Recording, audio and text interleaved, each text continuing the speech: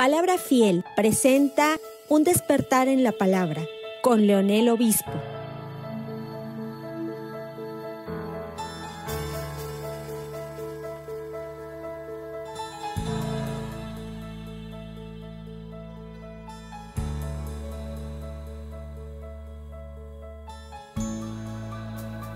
Hoy hablaremos de la ira santa y la misericordia abundante del soberano Señor, que es nuestro Dios.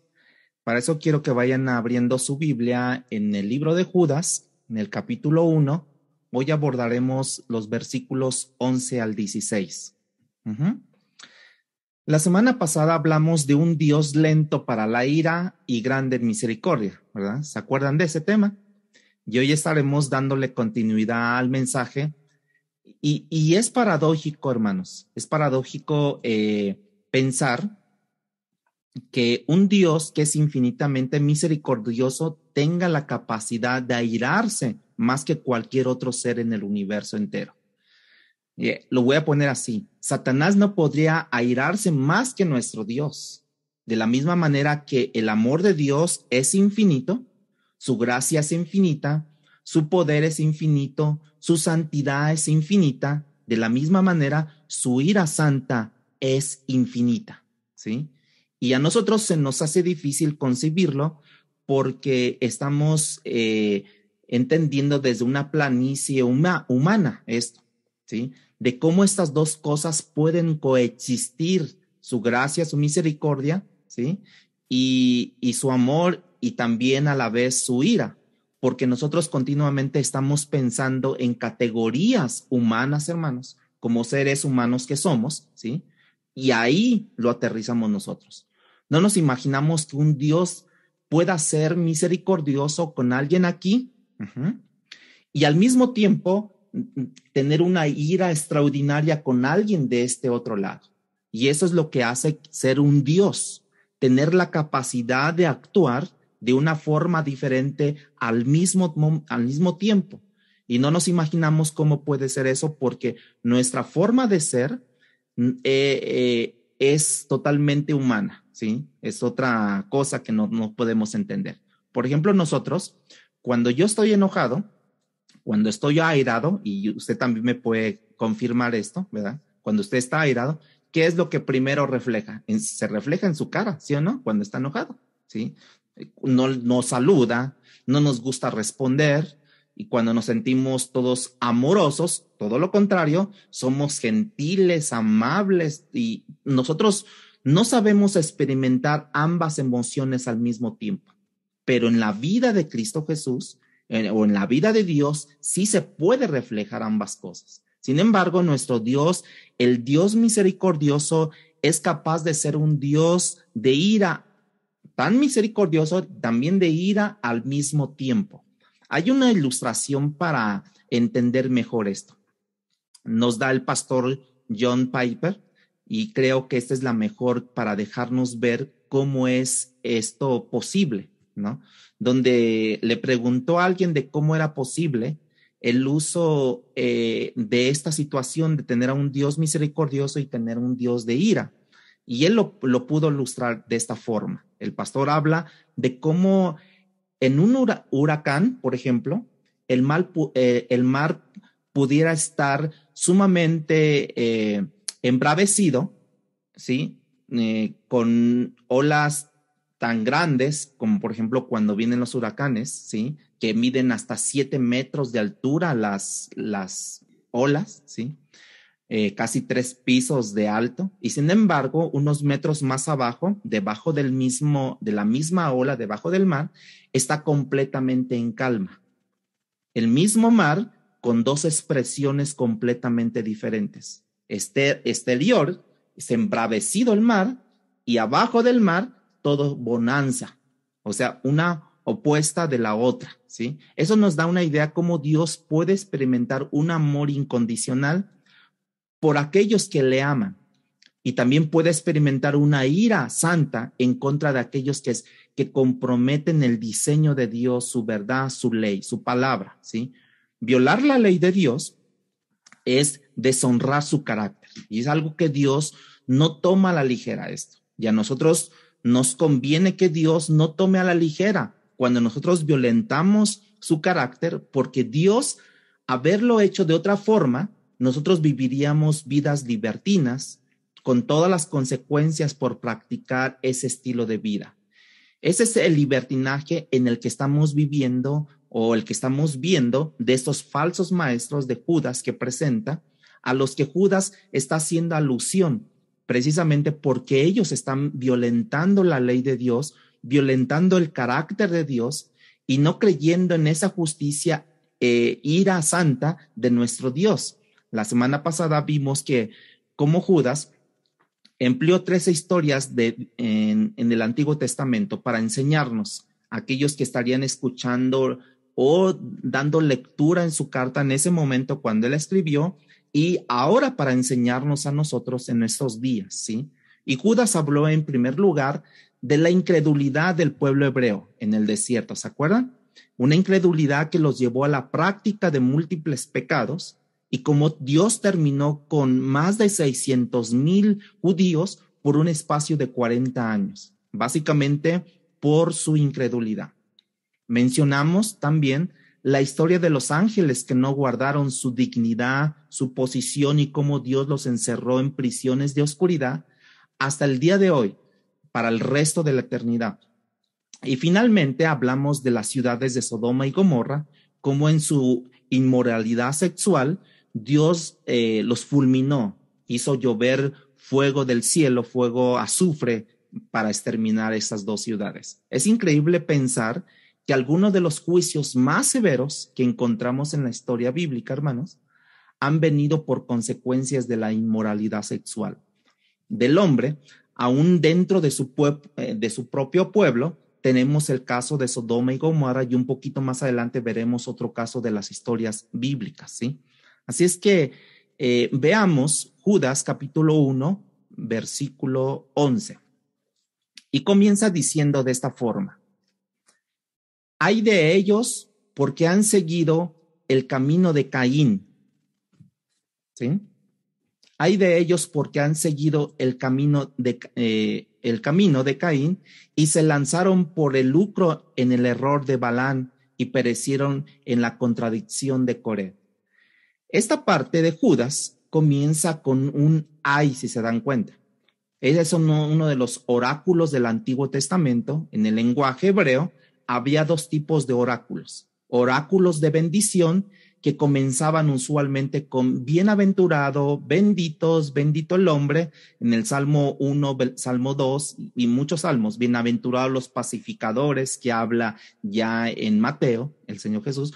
Esos son oráculos de bendición, pero el oráculo de maldición comenzaba con un ay, ¿sí? Jesús mismo hizo alusión a este tipo de oráculos en contra de los fariseos y escribas. Por ejemplo, de hecho, Mateo 23, hay 7 oráculos de maldición en contra de los fariseos y escribas que salieron precisamente de los labios de nuestro Señor Jesucristo, y cada uno de ellos comienza con un ay de ustedes que dicen ser esto y no lo son, ay de ustedes que dicen esto y no lo practican. De manera que ahora Judas está pronunciando una maldición sobre los falsos maestros al decir ay de ellos, ¿sí?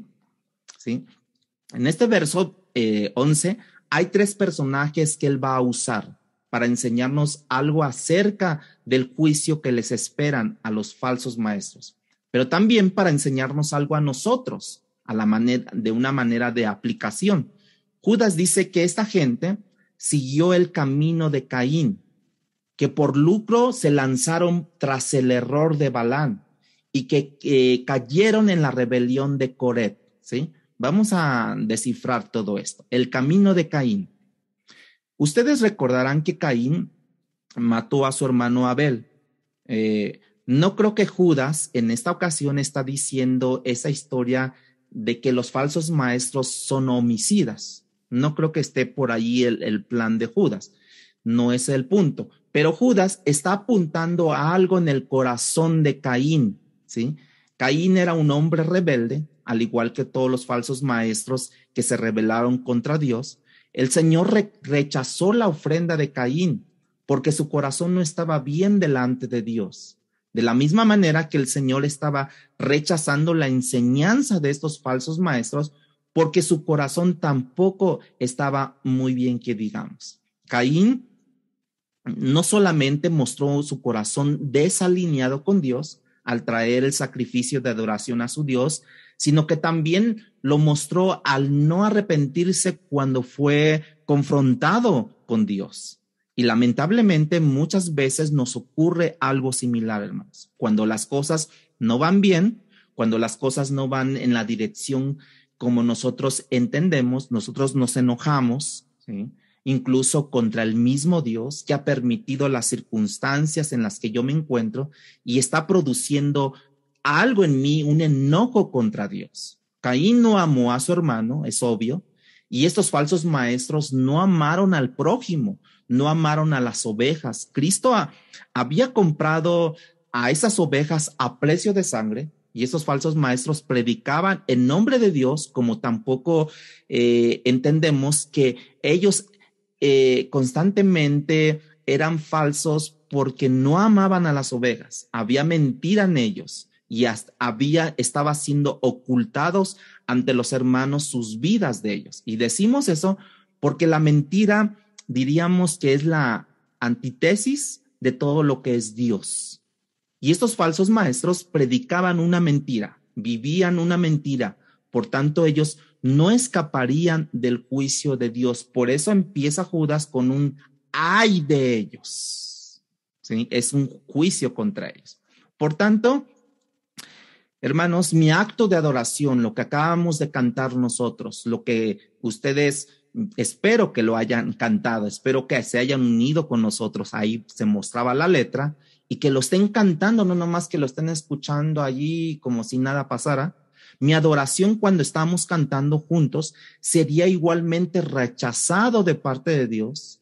¿Por qué? Porque no hay un corazón alineado con Dios, junto con la predicación, porque mi corazón no estaría recto delante de Él, no estaría alineado con el Señor. Y si luego alguien me confronta con esa realidad y en vez de yo arrepentirme, ¿sí? Me enojo, entonces yo estoy mostrando verdaderamente el corazón y el camino de Caín, ¿sí? Y el que no está en el corazón con Dios está andando en su propio camino como lo hacía Caín, y cómo reaccionó ese corazón fue alguien que mereció el juicio de Dios. Los falsos maestros no se dejan confrontar, hermanos, porque ellos son su propio estándar, ellos son sus propios pastores, ellos son sus propios maestros, sus propios consejeros, son personas independientes, ¿sí? Y así era Caín, ese era el camino de Caín, ¿sí? Así es que vamos a seguir con el segundo ejemplo. El segundo ejemplo nos habla precisamente de acuerdo a Judas. Eso no es el único problema que estos falsos tenían en el camino de Caín, sino que también por el lucro, por el amor al dinero, por la avaricia, que fueron tras el camino de Balán o el error de Balán que ahí se muestra. Ya expusimos ampliamente la historia de Balán cuando cubrimos la segunda carta de Pedro.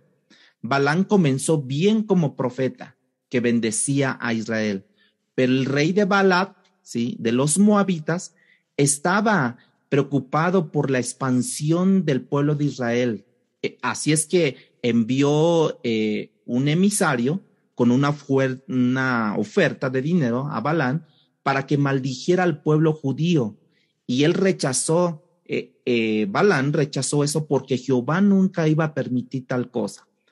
Así es que Balac envía una segunda oferta más atractiva y envía oficiales. Y esta vez Balán dijo que le diera un tiempo para consultar a Dios. ¿Te imaginas a Balán qué pensaría que Dios le dijera? O sea, hazlo porque hay un poco más de dinero, o sea, hay algo más de retribución. Y ese es el corazón de Balán, y ese es el error de Balán. Allí está la avaricia de Balán. Obviamente Dios no lo permitió. Tú puedes ver ese evento en Números capítulo 22, capítulo 23, capítulo 24. Lo puedes leer detenidamente en tu casa. Y sin embargo, más adelante, Balaam se le ocurre una idea de mucha iniquidad y tal vez para él en ese momento muy efectiva, la cual puede traer recursos, dinero, sin que él tuviera que verbalmente maldecir a Israel.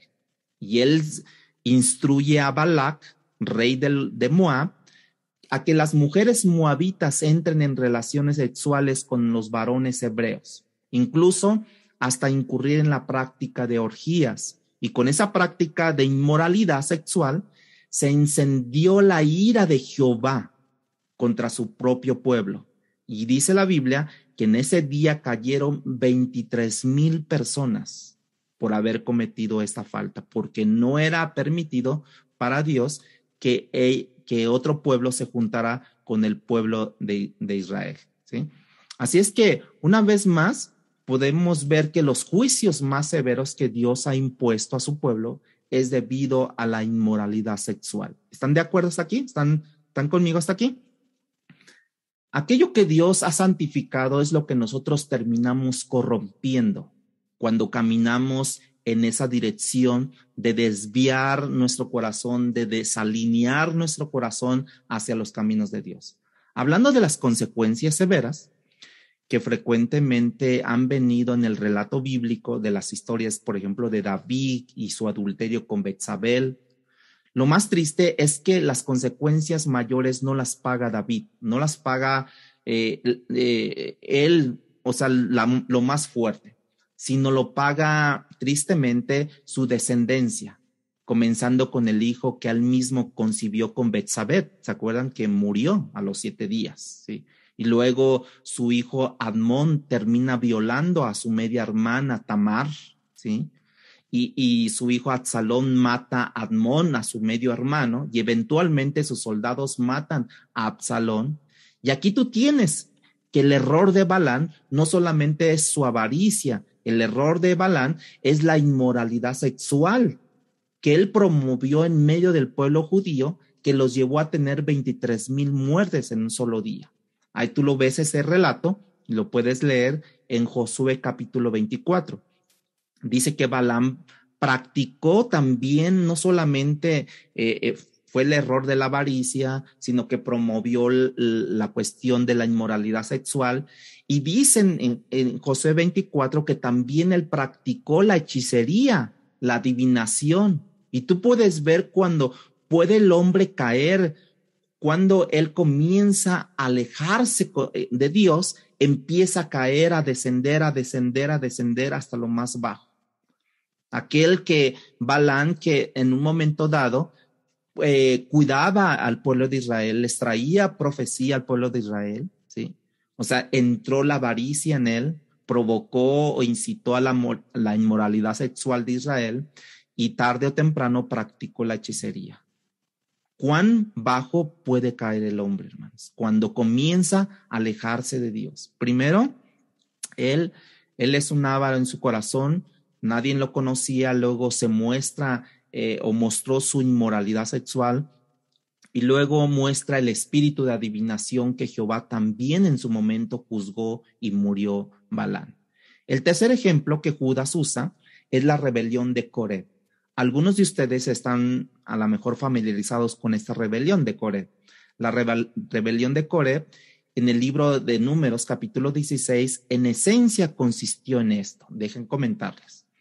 Coré se levantó junto con 250 líderes del pueblo y fueron con Moisés, y en esencia lo estoy parafraseando, pero el contenido es exactamente lo mismo. Fue con Moisés y le dijo: ¿qué piensas tú, Moisés? Que tú eres el único que solamente recibes palabra de Dios, o que solamente nosotros podemos recibir palabra de Dios a través de ti.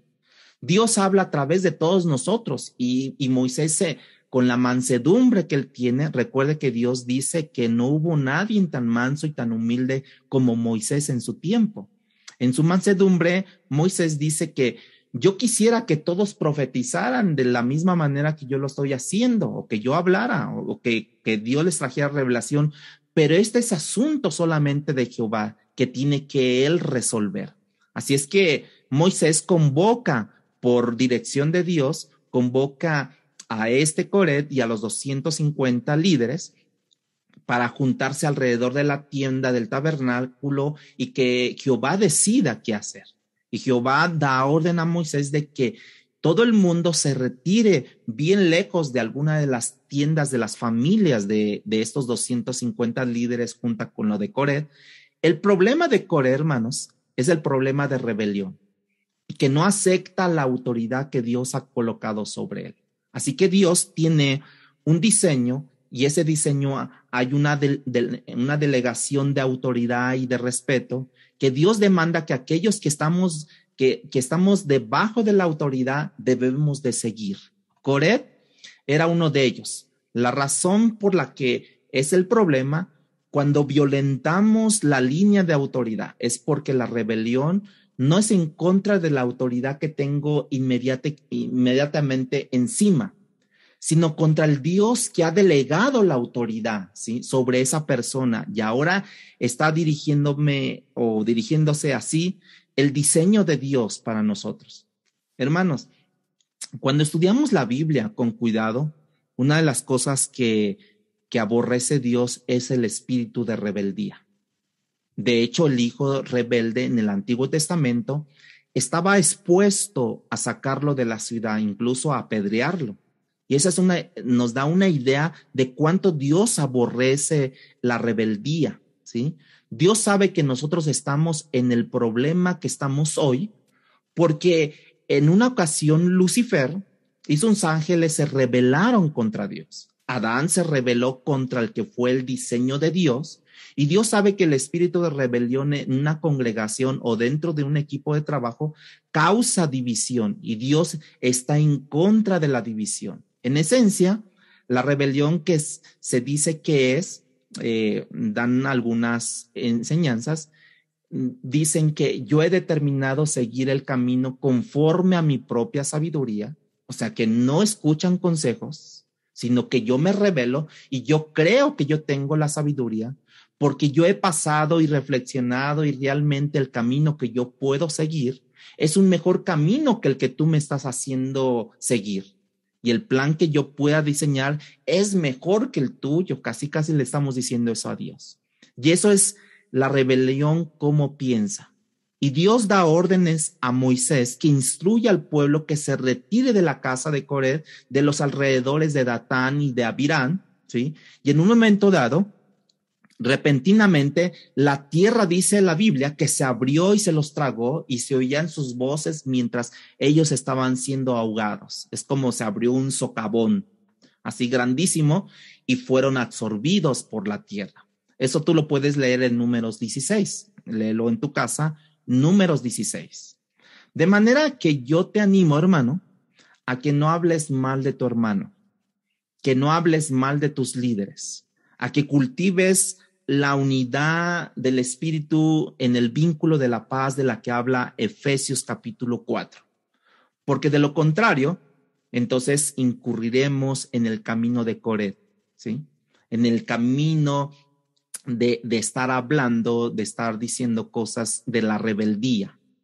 Ahora, lo que hace Judas es ilustrar su mensaje con una serie de metáforas. A partir del versículo 12, usted lo puede leer, versículo 12, que dice de esta manera: estos son manchas en vuestros agapes, que comiendo impúdicamente con vosotros, se apacientan a sí mismos. Dice que son nubes sin agua, llevadas de acá para allá por los vientos, árboles otoñales sin frutos, 2 veces muertos y desarraigados. Fíjate todo lo que dice aquí, ¿no? O sea, habla fuerte. Él habló cómo estos maestros se comportaban, cómo estaba su corazón, y ahora él nos ayuda a ilustrarnos de esta manera para que podamos ver mejor las implicaciones de esos falsos maestros y que puedan ver cuál es su aplicación también para nosotros el día de hoy. Él comienza diciendo que son manchas. Bueno, en el griego es espilas y son como rocas de mar. La Nueva Traducción Viviente les llama arrecifes peligrosos, porque exactamente esa es la frase que se pudiera traducir de esa manera: arrecifes peligrosos, que ponen en peligro, da esta enseñanza, que ponen en peligro la navegación, y en este caso pequeñas, que no tienen un sistema de radar, diríamos así, pudieran ser naufragadas. Y eso fue exactamente lo que le ocurrió al apóstol Pablo cuando él iba a camino a Roma, ¿se acuerdan? Que en un momento dado la barca se encalló en uno de los arrecifes, y eso hizo pedazos la embarcación, y más de 200 personas estuvieron a punto de morir, y Dios hizo un milagro y lo salvó. Mucha gente que ha comenzado bien, esta es la aplicación que les quiero decir, ha chocado con arrecifes escondidos, malas enseñanzas que los llevó a malas prácticas, malos entendimientos al estudiar la palabra. Pero aquellos que han chocado con esos arrecifes, por más enseñanzas que han seguido, lo han hecho, pero porque no ocuparon bien su entrenamiento de la palabra de Dios. No hicieron como los de Berea, que todos los días, dice la Biblia, que checaban la palabra del Antiguo Testamento para ver si Pablo estaba diciendo la verdad. Y si hicieron, y si Pablo estaba enseñando correctamente. Sí, bueno, si le hicieron eso a Pablo, ¿qué no deberían de hacer ustedes con nosotros, los que comunicamos la palabra de Dios? Ustedes checar, ustedes ver que corresponda lo que nosotros enseñamos con lo que dice la palabra de Dios. Ustedes, diríamos en pocas palabras, ustedes son responsables de mantener, de contribuir la doctrina, la pureza de la doctrina, de lo que aquí se predica, de una manera de cómo se hace, es que ustedes revisan la palabra, filtran a través de la palabra lo que se enseña. Judas dice que estas manchas o estas rocas en el mar, dice que el problema es que estos están en sus agapes, y los agapes eran la comida de amor que ellos hacían una vez a la semana, al final del cual, de estas comidas de agapes, ellos celebraban la comunión o la Santa Cena del Señor. Ese era como se hacía siempre hasta el año aproximadamente 250 de nuestra era, que ellos estaban ahí, pero dice que eran como unos arrecifes peligrosos que estaban en las comidas de ellos, y que al final de la comida ellos celebraban la cena del Señor. Imagínense, Dios se toma extremadamente en serio la manera como yo participo de la cena del Señor. Y si lo hago de una manera inapropiada, si lo hago viviendo en una vida de pecado, Él no va a dejar pasar por alto esto, hermanos, hasta el punto que la congregación de Corinto, nos menciona Pablo, llegó a matar Dios a mucha gente. Por eso dice, y muchos duermen por causa de tomar la cena del Señor indignamente. Estos falsos maestros estaban en los agapes, banqueteando entre ellos, dice Judas, y el texto agrega, impúdicamente. O sea, la conciencia que se les había cauterizado a estos falsos maestros es uno de los problemas de entrar en la práctica del pecado. Es que cuando comenzamos en la práctica del pecado, hermanos, tú tienes una conciencia sensible que te acusa y que te redarguye.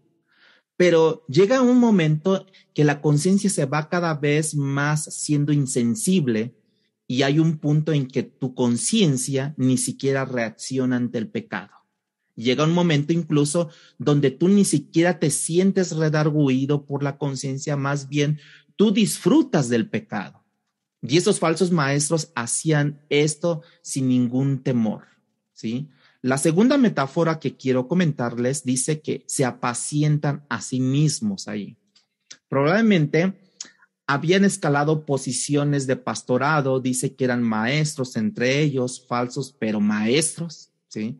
Quizás eran pastores, y como uno de los textos anteriores nos habla de la inmoralidad sexual que ellos habían introducido en la congregación, lo más probable es que estos eran pastores que se estaban haciendo uso de las ovejas a su cuidado para practicar con ellas la inmoralidad sexual. Se habían entregado al libertinaje y promoviendo el libertinaje entre ellos mismos. La tercera metáfora que habla allí dice que son nubes sin aguas, llevadas de acá para allá por los vientos. Dejen comentarles esto. Palestina siempre ha sido un territorio árido, y cuando la gente veía nubes que venían del oeste, eran las nubes que podían traer como que agua. Imagínate que tú estás allí, ¿no? Hay una gran sequía, tú ves nubes a la distancia, que esas nubes vienen, llegan sobre ti, tú las ves, deseoso que llueva, pero siguen de paso y se pasan. ¿Por qué? Porque los vientos se la están llevando. Bueno, estos falsos maestros son similares, porque esa nube no dejó caer agua porque no tenía agua que dar. De esa misma forma, estos maestros pueden ser muy ruidosos, pueden ser muy fanfarrones, pueden hablar mucho, pero ellos no tienen nada que dar. Cuando ellos vinieron, pasaron de largo y no dejaron ningún efecto, al igual que las nubes, pero ellos sí dejaron efectos. Ellos sí dejaron inmoralidad, sí dejaron libertinaje, sí han dejado todo ese tipo de doctrinas que atar, desatar de la prosperidad, que si tú das, que Dios te va a dar más. Es lo único que dejaron. Puras cosas erróneas dejaron todos ellos. Ellos no tienen nada que dar. Y esas son las primeras 3 metáforas que Judas nos da aquí. Les llama primero manchas o arrecifes ocultos. Luego les llama gente que se apacienta a sí misma. La tercera, nubes sin aguas. Ahora nos habla de otras descripciones y nos ayuda a ver mejor de qué clase de personas él está hablando. La cuarta metáfora habla árboles de otoño sin fruto y desarraigados. Si Cristo dijo que por sus frutos seremos conocidos, el problema que estos falsos maestros es que no tenían frutos, ¿sí? Y en este caso, por su ausencia de frutos, deberías de conocer que son unos falsos maestros, por su ausencia de frutos, árboles de otoño sin fruto y desarraigados. Ya ven que aparece la frase también 2 veces muerto en ese texto bíblico, 2 veces muertos. La idea aquí es que la ausencia de frutos es como la primer muerte, ¿sí? No tiene fruto, están como muertos. Y la segunda muerte es el hecho de que esas raíces están fuera de la tierra, o sea, están desarraigadas. No sé si han visto cuando un huracán pasa por algún lugar, cómo tumba árboles inmensos y tú ves las raíces grandotas fuera de la tierra.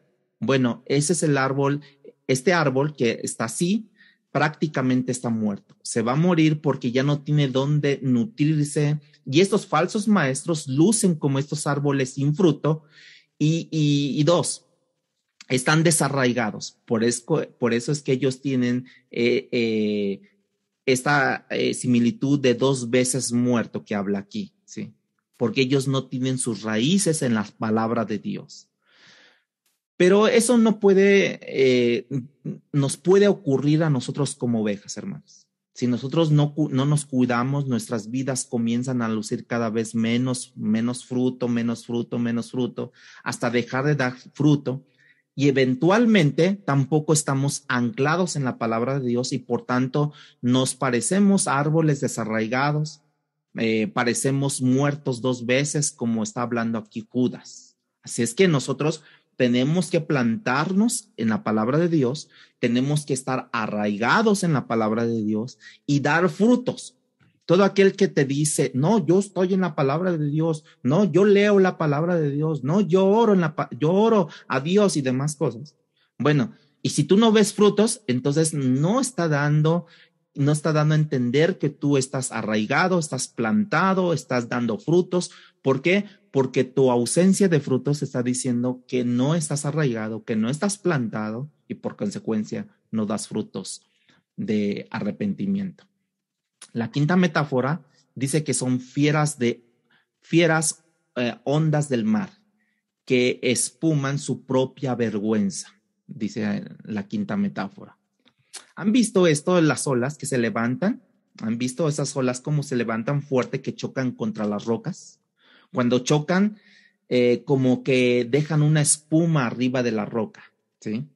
Que por ser agua luce muy bien en ocasiones. No sé si han visto eso, cuando llega así fuerte la ola y choca contra la roca y deja como ese tipo de espuma. Lo que Judas nos está diciendo es que la vergüenza de estos falsos maestros es expuesta cuando estos chocan con la realidad, o sea, con la roca que en este caso sería Cristo mismo, de tal forma que lo que queda ahora visible no es la espuma de la ola real, lo que queda visible es la vergüenza de ellos. ¿Por qué? Porque han chocado contra la roca que es Cristo. Ellos son como las olas embravecidas que terminan, diríamos así, deshaciéndose al chocar y eventualmente ellos serán deshechos también, hermanos. Judas lo que hace es ilustrar lo que ya hemos dicho de estos falsos maestros. Y la última metáfora que él utiliza, el Judas, es estrellas errantes, que nosotros les llamamos en la actualidad estrellas fugaces. O sea, así como viene, se va, ¿sí? De esa misma manera, Judas está diciendo que estos falsos maestros, ellos van y vienen, no van a durar mucho tiempo, ellos serán quemados, por así decirlo, o que la vida los quemará y eventualmente ellos pasarán una condenación eterna. Pero el problema es que ellos se están reproduciendo constantemente. Ellos, por ejemplo, vi apenas un spot que en Guatemala va a haber una reunión de declaración, de proclamación, de yo recibo, yo ato, yo desato, yo bajo el reino de Dios y demás cosas. O sea, están proliferando ellos. Por eso dice Judas que son como algo ruidosos ellos. ¿Por qué? Porque ellos de otra manera proclaman algo que no viven, proclaman algo para su propia avaricia, proclaman algo que si tú conocieras internamente cómo ellos viven, cómo ellos son, o sea, tú dirías, estos son falsos maestros, pero ¿saben qué? Lo peor del caso es que tienen muchos seguidores. A ellos les corresponde como esas estrellas fugaces que desaparecen repentinamente de nuestra vista, pero se reproducen, son como las células del cáncer, que no las ves, pero se están reproduciendo ellas mismas. El autor de esta epístola, que es Judas, nos dice cuál sería el fin de ellos. En el versículo 13, en 13b, dice, para los cuales está reservada eternamente la oscuridad de las tinieblas. Eso es lo que les espera, es donde van a terminar su destino final. Ahora Judas hace algo que él ahora habla a partir del versículo 14, habla sobre o cita un personaje, un libro apócrifo que probablemente se escribió en el periodo intertestamentario, más o menos 100 años antes de Cristo. Es un libro que escribió no Enoch, ¿no? De hecho, hay 3 libros, ¿sí? Primera, segunda y tercera de Enoch. Estos son libros que fueron aceptados en la comunidad judía, no como inspirados necesariamente, porque nunca formaron parte del canon, pero los aceptaron como libros que pudieran tener verdades y sabiduría, y los usaron tanto que Judas se atreve a citarlo en la palabra de Dios. Y habla entonces de que este libro de Enoch habla de estos falsos maestros. En el versículo 14 y versículo 15 dice, de estos también profetizó ¿quién? Enoch, séptimo de Adán, diciendo, he aquí, vino el Señor con sus santas decenas de millares para hacer juicio contra todos y dejar convictos a todos los impíos de todas sus obras impías que habían hecho impíamente y de todas las cosas duras que los pecadores impíos habían hablado contra él. Tanta impiedad, ¿verdad? 4 veces mencionando la impiedad en este versículo. En esta cita que está pronunciando aquí Enoch se encuentra en Primera de Enoc, capítulo 1, versículo 9. Pero eso que Enoc profetizó es consistente con la palabra de Dios, como lo dice. Lo voy a ver en un momento, pero antes déjenme decirle unas cosas de Enoc. Pudiéramos preguntarnos, ¿quién fue Enoc? ¿No? Si Adán fue la primera generación, Enoc representó la séptima generación en su línea genealógica. Fue una línea de hombres piadosos, según lo muestra.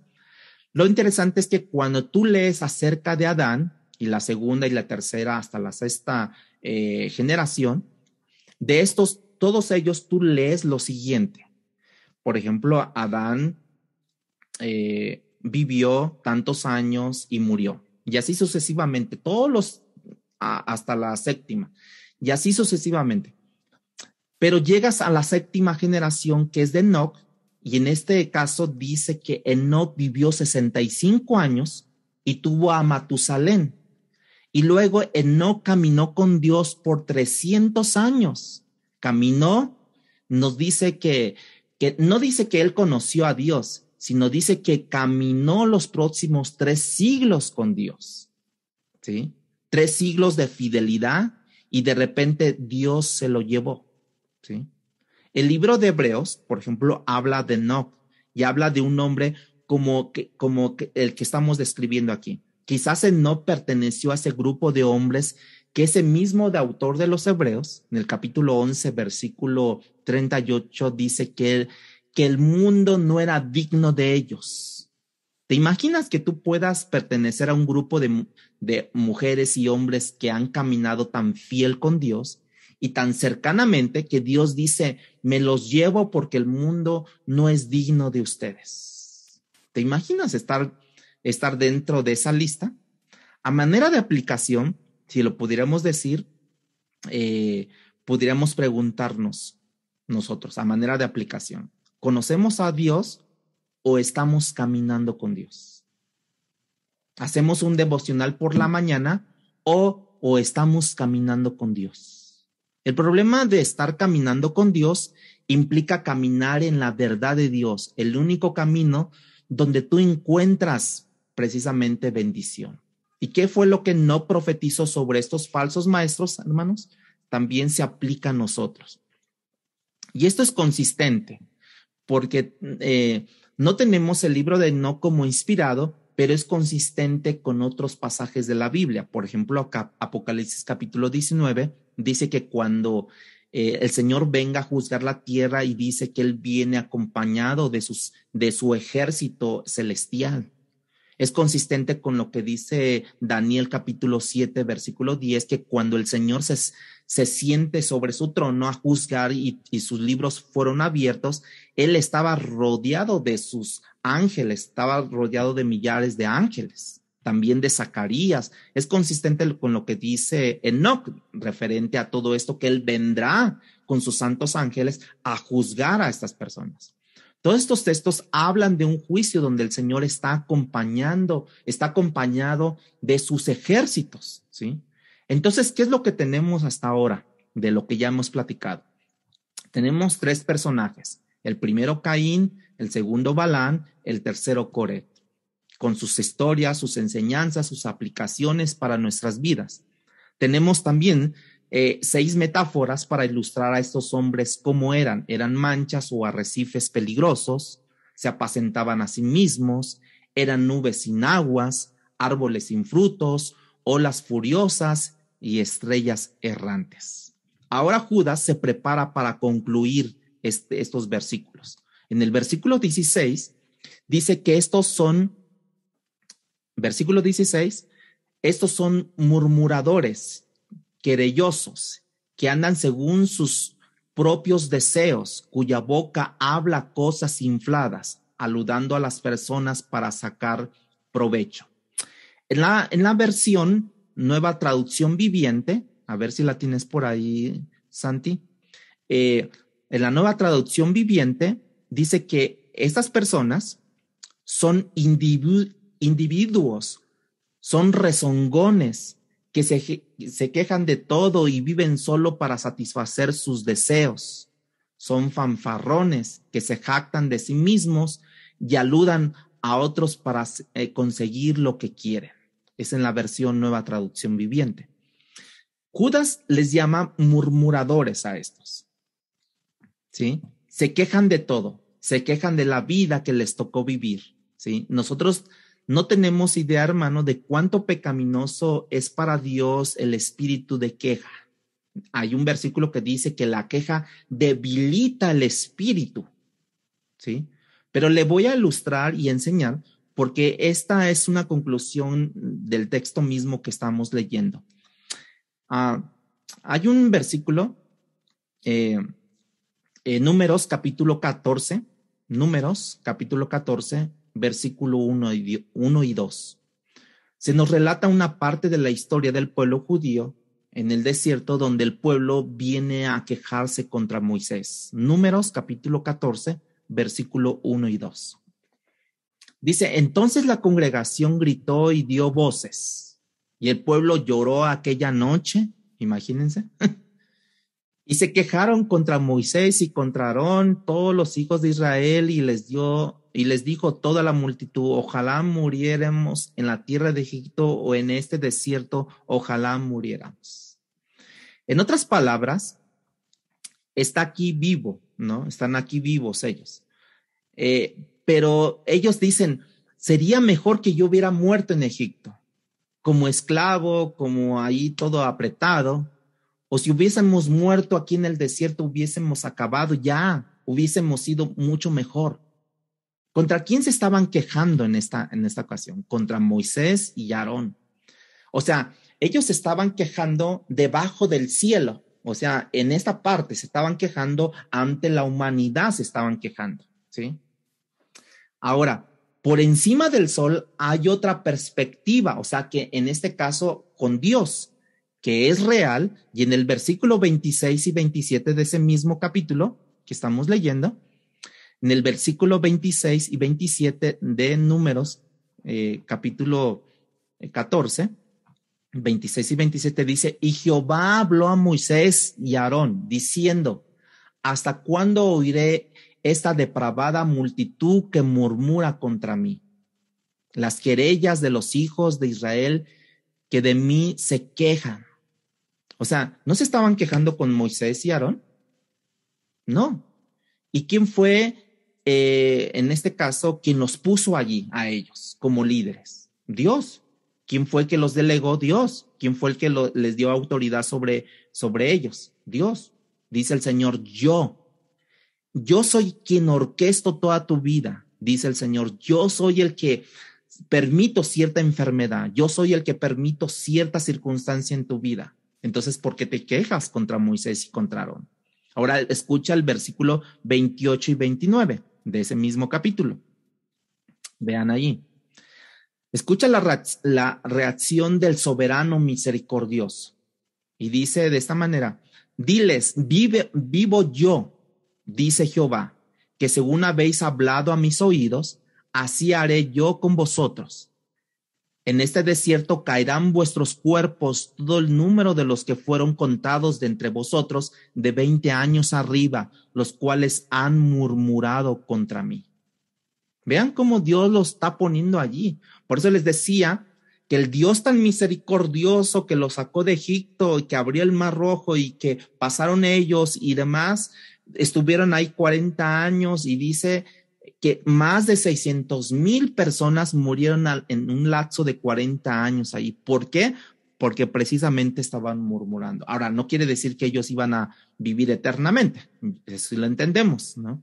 Porque el alma que pecare, esa morirá, y todos moriremos y todos procederemos a la muerte para estar con Dios.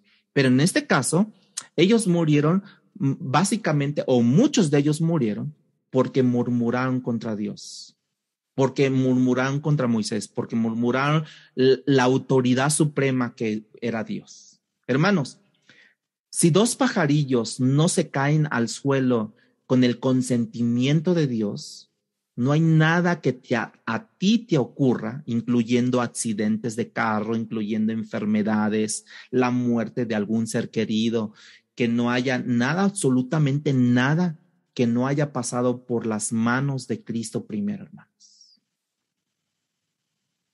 Entonces, mi pregunta es, ¿estás en Cristo o no estás en Cristo? ¿Sabes cómo estás en Cristo? Es como una carta que está dentro de un sobre. Para que la carta se manche, el sobre tiene que mancharse primero.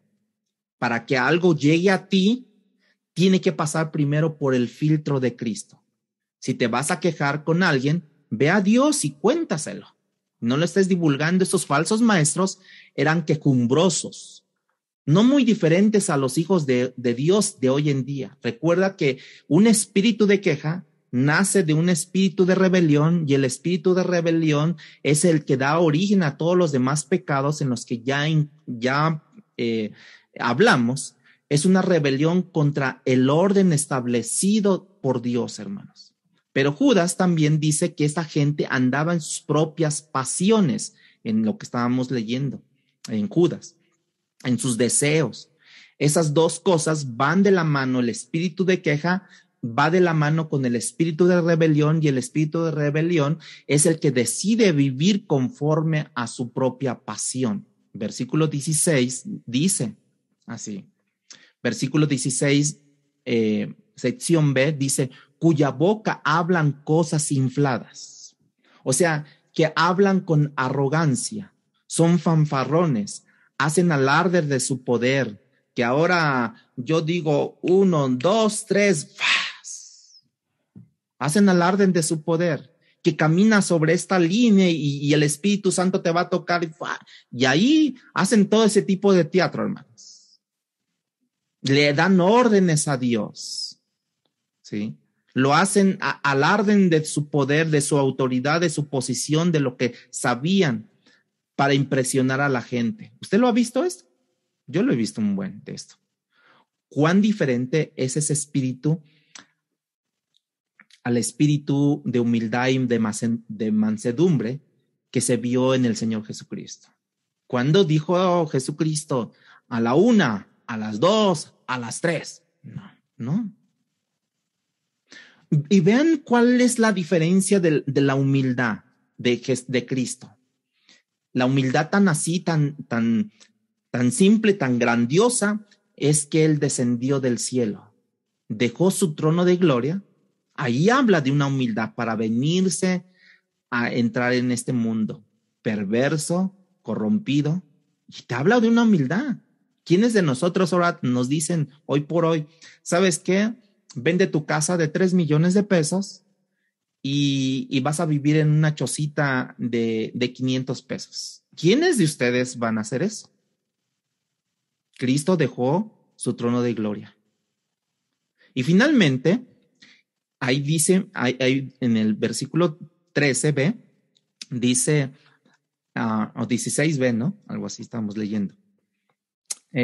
Dice, aludando a las personas para sacar beneficio. ¿Sí? Aludando, la adulación es hablar bien del otro para agradarle. Es cuando nosotros, en pocas palabras, mexicanos decimos, le está haciendo la barba, ¿no? Con la intención de obtener un beneficio personal, ¿sí? Hablan bien, aluden a las personas para sacar provecho, ¿sí? Estas personas eran narcisistas, eran egoístas, centradas en sí mismos, interesadas en sus propios intereses. Lamentablemente, muchas de las características describen las condiciones del pueblo de Dios a lo largo de los siglos. Nosotros no tenemos idea de lo pecaminoso que es nuestro corazón. ¿Se acuerdan que Jeremías 17 dice que el corazón es engañoso, hermanos? ¿Se acuerdan? Pero no solamente el corazón es engañoso, el corazón es engañador. No sé si tú has experimentado eso, pero mi corazón me ha engañado a mí y es capaz de engañar a otros. ¿Eso no te ha pasado a ti, hermano? ¿O te ha pasado a ti, hermano? Si no te ha pasado, es la evidencia que te está engañando a ti. De manera que este es un texto que nos lleva a la reflexión para que nosotros podamos pensar en las implicaciones de aquellas cosas que parecen pequeñas o pecados pequeños o mentiras blancas. Las implicaciones son inmensas de esto, hermanos. Como dice Hebreos capítulo 3, versículos 7 y 8, dice, por lo cual, como dice el Espíritu Santo, si oyeres hoy su voz, no endurezcáis vuestros corazones. Saben que cuando escuchamos la voz de Dios, como hoy nos habla Dios a través de su palabra, cuando no escucho, estoy aumentando las consecuencias que vienen en mi dirección. Cuando Dios me envía su voz, es con la intención de hacerme el bien, hermanos. Cuando Dios no te confronta con su palabra, o no te confrontan hermanos con la palabra, quiere decir que Dios se ha apartado de ti y te ha dejado ir en pos de tus propios pasiones y placeres, y eso es tu peor pesadilla. Oh Dios, que no ocurra en nosotros eso, ni en las ovejas. Esa es la ira santa y la misericordia abundante del soberano.